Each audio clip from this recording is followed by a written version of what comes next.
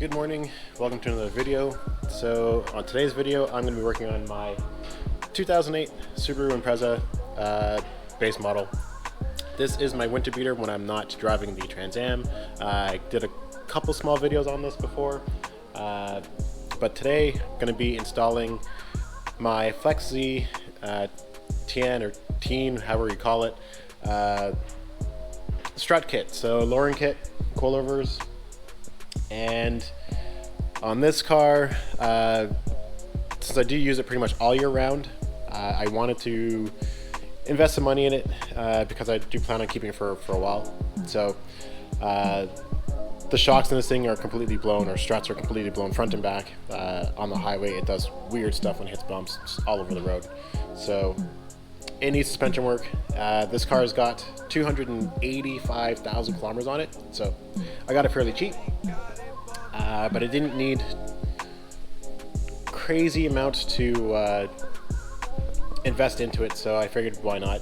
For winter beater, I don't really care, and putting some money into it, but they're a great winter car. So we're gonna get the whole front suspension blown out of this thing. I'm expecting this to fight me quite a bit. So because of how many kilometers are on it, I don't think a lot of things were done previously in terms of maintenance. So I'm going to be replacing basically everything. I will try to salvage what I can, but I don't have high hopes. So yeah, let's get this up in the air, get the whole shebang out, and then I will show you guys as I go along what things fought me and how easy it is to install the coilover kit. I always recommend to my customers the Flex Z kit because it comes complete assembled. You're not reusing factory components. You don't have to use a spring compressor and worry about having anything kind of blow apart on you. Just drop the old stuff out, put the new stuff in, adjust your ride height, get an alignment done. Very, very simple. So let's get started. Okay, so I got the driver's side wheel off first. So took the caliper, rotor, axle nuts off. Like I said, this car does have a lot of mileage.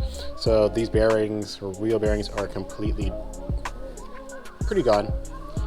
I don't know how well you can hear just how gone they are. But I got everything soaking up here. I haven't started with the struts yet, just because I'm going to be doing the control arms also, and I know that these bolts are going to fight me a lot, so I'm letting them really soak with the PB Blaster right now.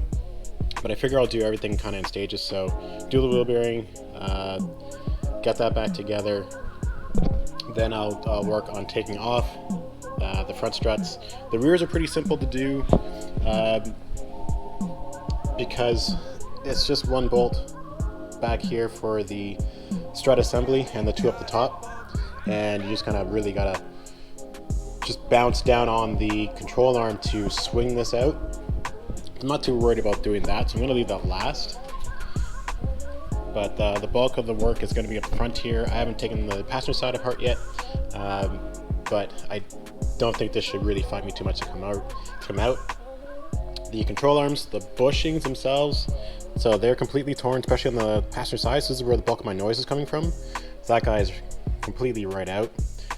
So that will be the reason for doing the control arms today as well at the same time. I figure since I'm in here for this, I might as well do that. You can press in new bushings, but just due to the fact of just, you know, how rusty parts are, if I'm taking them out, I'm just going to replace them. So we're going to get back to this side and get this wheel bearing off. I know it's going to fight me for these back bolts, these 14s, to come out. So I'm letting the other side really, really soak. I'm going to try to blast this one out and see how well it goes for me there. I got the strut out. The wheel bearing is fighting me to all hell to come out. So I'm going to continue on with the other stuff in the meantime. I'm going to let this soak some more. And I'll try walloping on it some more to get it off. It's just really on there. So I don't have a puller to pull this off nicely, but I do have a wheel hub, pretty much like a hitch. You bolt it onto the the studs and you just wallop on it for a while, and eventually it should break free. So I'm gonna have to continue doing that, and I see that I knew something was gonna fight me to come out, so that is it. So I'm gonna get the new strut in. I'm just gonna measure from the stock one to the new one what my ride height I want it to kind of be close to what I want it to be. So I want to lower the car down, especially in the front. It had pretty big wheel gap. I want to lower it about 1.5 inches, maybe 1.75 inches, and see how that goes. I always recommend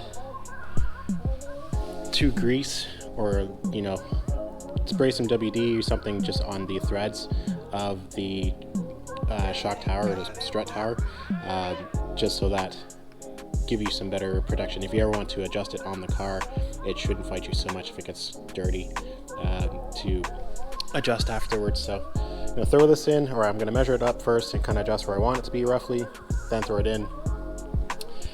And then I will move on to the control arms on this side and replacing the links also.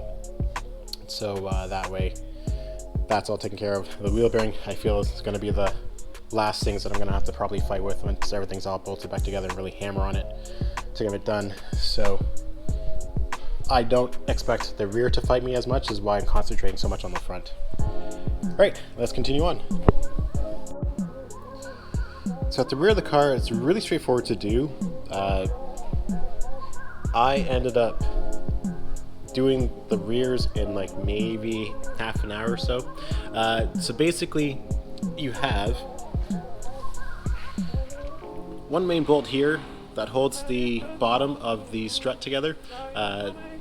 So I undid that, I loosened up, or I took out the bolt on the other side of the arm to drop that down. There's 2 bolts up top, and you got to remove the plastic covers here. So 2 bolts there, same on the other side. Whole thing drops down, kind of pry down on the arm just to swing out the strut, and then put the new one in, bolts back up. So that was really straightforward. So I wasn't too concerned that this was going to fight me too much. This car does not have links for the arms, so I'm not going to be putting any on. Aside from that, in terms of the front, so everything went wrong with the front. So I was having a major issue with getting the hub assembly out, and I stopped everything and I gave up and said, you know what, the car had a lot of mileage, bolts are breaking, hub wouldn't come out. It was completely solidly rusted to the spindle, the knuckle, which was also pretty bad. So I ended up replacing the whole knuckle itself for spindle, and then putting on my new stuff. It just made the whole job so much easier. So everything went together really quick. So in terms of doing the front, and I just didn't have time to record because after a while I had to go get parts, come back. I didn't have much time to get this done. So I kind of blew through it without recording, so I apologize, but it is still very easy to do if you're not doing the control arms like I am, or everything else in the meantime. So you have your 2 main bolts here for the strut. You're gonna undo the brake line and ABS line as well, a wheel speed sensor line I should say, just hanging off the side. Caliper remove as well, kind of swing it out of the way if you need to, and then the 2 bolts up or 3 bolts up top, so it's closed, and it will come out. The links on the bottom have nothing to do with the coilover on this car. On some cars they do join, so depending on what car you're working on, you'll have that as well. I replaced the links here also with the control arms. Like I said, everything is new now, so this just made the job that much easier. New hardware, so I didn't have to fight anymore with that. It just wasn't worth it.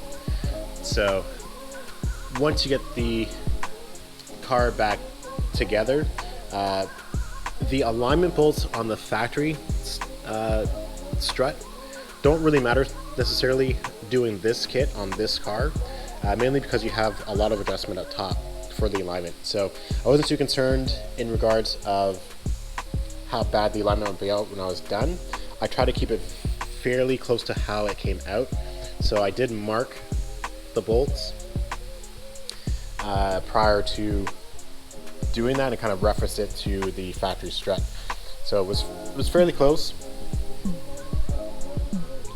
And right now I'm just did a couple small drives, so it's a little dirty, and I'm going to recheck all the torque specs, make sure everything is secure, spray some rust protection on them, and then we will go for another drive and I start adjusting the stiffness or softness of the whole tire suspension. So with this kit, the Flex Z kit, it is fully adjustable in terms of how the suspension will react. So compression and rebound, I find a lot of times with aftermarket coilovers, they're usually pretty stiff to begin with. So you really gotta, depending on your driving preference and how low you set the car, tweak what works best for you. On this car, I don't really think I want a firmer ride. It's gonna be stiffer compared to factory already. So I want to soften it up quite a bit, especially in the front when it's pretty stiff on the long drives that I do on the highway. It wants to kind of dart sometimes, so, or it just feels a little too rigid. So I'm going to tone that down, and I feel like the rear of the car is a little too soft, so when I bring that up a bit. So that's what we're going to do. We're going to put the wheels on after I finish nut and bolt check, and then I'll do some in-car. Just doing the first long couple drives with the suspension. I've been tweaking a little bit on the street, and so far I've found that for me, I personally like the front on full soft. The rear I'm still playing with. Right now I got it set to the middle. All the way soft was a little too soft in my opinion, and all the way firm in the rear was way too stiff. So I'm kind of bouncing in between medium or one or two clicks above or below the middle for compression and rebound back there. But so far, like taking turns, right now I'm just entering the highway at speed. I have a lot less body roll. It's really smooth. And at highway speeds, I'm noticing it's a little bit sharper response for the front suspension. Alright guys, so back at the house here, got the Trans Am on charge, and just so you can see the Subaru outside. So now that it's settled for a bit, front's come down quite a bit, which I wanted, and rear's pretty much where it was. I'm quite happy with it, so I definitely would recommend the kit. Relatively easy to install, like I said earlier. Good bang for the buck, and ride quality is also pretty good. Depending on your driving style, I would say between soft and medium for most people would be where you're going to want it. And then yeah, highly recommend. If you have any questions, of course, feel free to ask, post comments, like, share, subscribe. With that, I'll see you guys in the next one.